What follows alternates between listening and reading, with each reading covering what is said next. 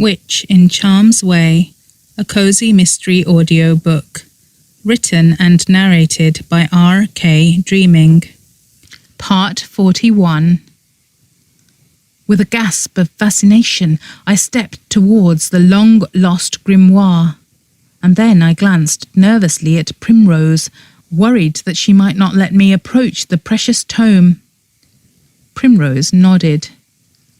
I went forward, and Allegra followed. We found that the ancient book of spells was set open to a specific page.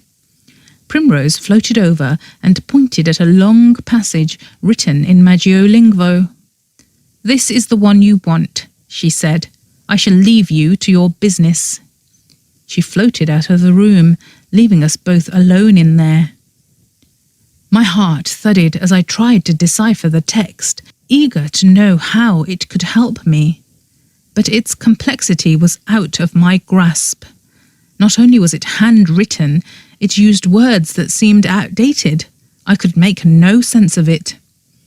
Even Allegra, who was used to reading Magiolingo, was squinting as she painstakingly tried to decipher the lettering. Her knowledge of the language must have grown since what we had covered in school, because eventually the look on her face brightened as understanding came suddenly. "It's a spell to reflect light," she said. "Reflect light?" I said, disappointed. "Nothing else?" My heart had been pounding. I had so been hoping she was going to tell me that this was a clue on how to reverse the vampire virus taking root in my blood. She shook her head regretfully, but her tone was insistently bright as she said, "But I can see exactly how it's going to help you. It's the first step, isn't it? If you can go out into the sunlight, then you can live a normal life while we try to find out how to cure the rest of it."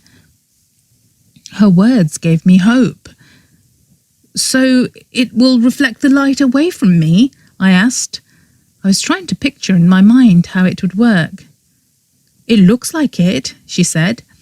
"I don't fully understand the explanation of it, but the gist is that it's like a hex against sunlight. It protects its subject from the effects of sunlight completely, and the passage says that it's powerful and permanent unless we do the reversal spell. So that means that once we cast it, you won't have to worry about going out in the daytime at all." I bit my lip.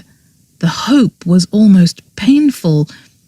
"That would be amazing," I whispered. Allegra beamed. "And the best part is that if you can go out in the sun, then no one will be able to guess what you are or throw accusations at you without proof, especially if it was an enemy who sent that vampire to attack you. Oh, this is wonderful, Esme!" She reached out to grab my hands in excitement. I wanted it badly. Oh, to be in the sunlight again. Oh, to visit the beach and swim in the surf and eat a picnic with my cousins. Even to be able to help Aunt Adele in her cafe without the constant burning sensation driving me mad. To not have to fear the end of winter when the days would be long and full of sunshine again. To not have to live like my time was running out. "Allegra," I said softly, "do you really think it's going to work?" "There's only one way to find out," she said. "Are you ready to try?" I nodded. "Go ahead. Do it." I looked towards the worktop and all of the ingredients there. She shook her head. "It's an incantation," she said. "We won't need to brew a potion." "Oh, good," I said, relieved, "because you know that I need to go and find Oberon soon." Her brows furrowed a little at this. It looked like she had thought I had forgotten about Oberon. I sighed. "Allegra, you know that I needed to do this urgently right now because of him, right? He's special, he's kind, and how many vampires do we know? Just him. Who knows? Maybe one day he will help me find a way to cure what's happened to me." "Only if he's innocent," she said ominously. But I'm really worried that he's not, Esme. Just because you hope it's true, just because you like him and you feel sorry for him, doesn't mean that he didn't do it. I know that, I said. Can we just do this incantation and then we can talk about it? She nodded. She read out the phrase to me. It was long and complicated. I trust you, I said. Just do it. It'll be fine. I trusted her not to do it wrong, and even if she did do it wrong, what was the worst that could happen to me that hadn't already happened? But Allegra shook her head. I can do it with you, she said. But it says here that you need to cast the spell on yourself. I looked at her in dismay. Oh no, that's terrible. She shook her head and glared at me. Esme Westbrim, your whole life you've been running away from magic because you think you're not good enough. You heard what Grandmother said the other day. Your magic was incredibly strong when you were little. It's somewhere there deep inside you. I know it is. So stop doubting yourself and do this. You want it, don't you? You want it badly. I nodded. Of course I want it. But I'm not just being silly about my magic. Allegra, you know how hard I tried in school, but it was no use. Everything failed. I groaned. I couldn't believe it. The answer to so many of my problems was right before me, but because my magic was so weak, I wasn't going to be able to do it. I felt like weeping. She took hold of my shoulders and shook me hard. Don't you dare give up right now before the final hurdle. You told me that when that vampire attacked you, your magic flared into life to protect you. And the other day when you were arguing with Lily, your magic flared again to protect Lily from James because you thought that he was going to hurt her. But that just happened. I didn't make it happen. I can't control it. I can't make it happen again.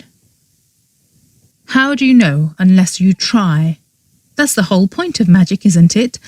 Little witches and wizards can use magic even before they learn to use their wands, because their wand magic is intrinsic. It just exists.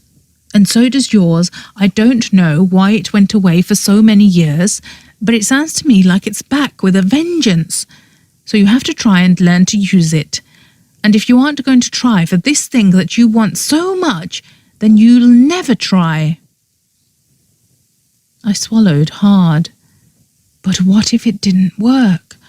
What if I tried and nothing happened? I didn't want to lose hope. I didn't want my one chance to vanish away. I was scared. Allegra looked at me pleadingly and squeezed my hand hard. Please, she said, we can do it together. You use your wand and I'll use mine. We only have to say the words. I was trembling. I couldn't do it. I couldn't. And then suddenly I felt filled with anger. I was tired of feeling small and pathetic and full of fear as I had felt in that prison cell when I had thought that the daylight would come through that window at dawn and burn me, and that my secret would come out and shame my whole family. I never wanted to feel like that again. Never.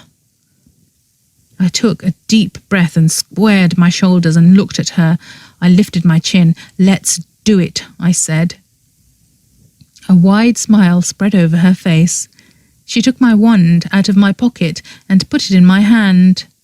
She put her hand over mine, both of us holding my wand. We pointed it right at my chest.